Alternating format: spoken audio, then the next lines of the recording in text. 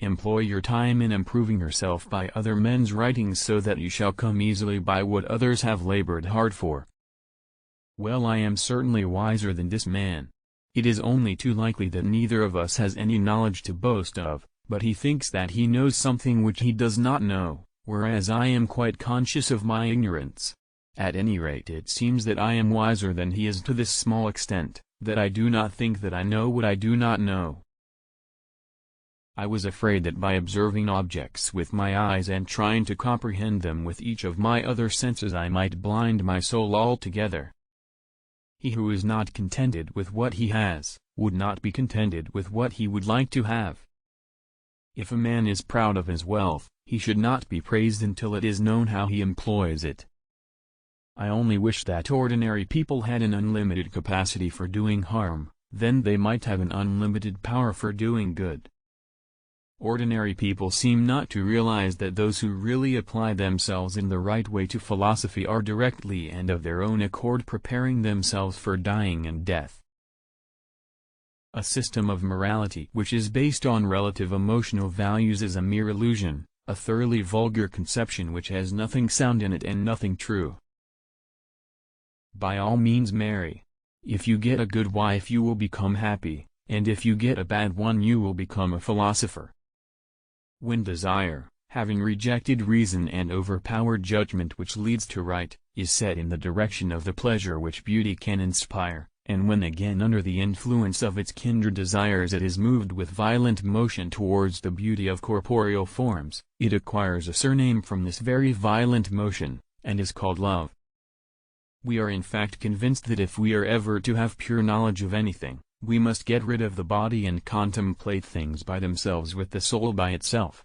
It seems, to judge from the argument, that the wisdom which we desire and upon which we profess to have set our hearts will be attainable only when we are dead and not in our lifetime.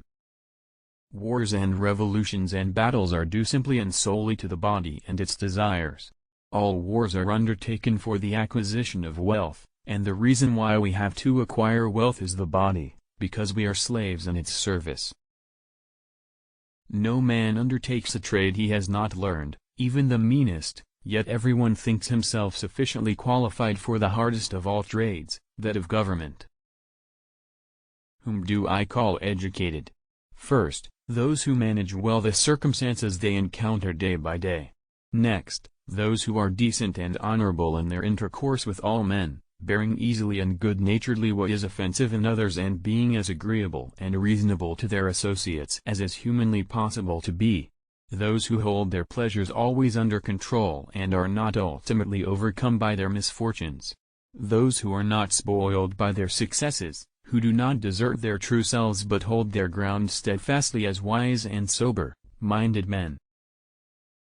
Whenever, therefore, people are deceived and form opinions wide of the truth, it is clear that the error has slid into their minds through the medium of certain resemblances to that truth. To fear death, my friends, is only to think ourselves wise, without being wise, for it is to think that we know what we do not know.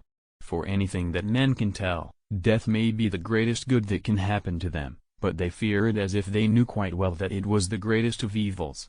And what is this but that shameful ignorance of thinking that we know what we do not know? Are you not ashamed of heaping up the greatest amount of money and honor and reputation, and caring so little about wisdom and truth and the greatest improvement of the soul? Remember that there is nothing stable in human affairs, therefore avoid undue elation in prosperity, or undue depression in adversity. The shortest and surest way to live with honor in the world, is to be in reality what we would appear to be, and if we observe, we shall find, that all human virtues increase and strengthen themselves by the practice of them. No man has the right to be an amateur in the matter of physical training. It is a shame for a man to grow old without seeing the beauty and strength of which his body is capable. If you don't get what you want, you suffer. If you get what you don't want, you suffer. Even when you get exactly what you want, you still suffer because you can't hold on to it forever. Your mind is your predicament. It wants to be free of change, free of pain, free of the obligations of life and death. But change is law, and no amount of pretending will alter that reality.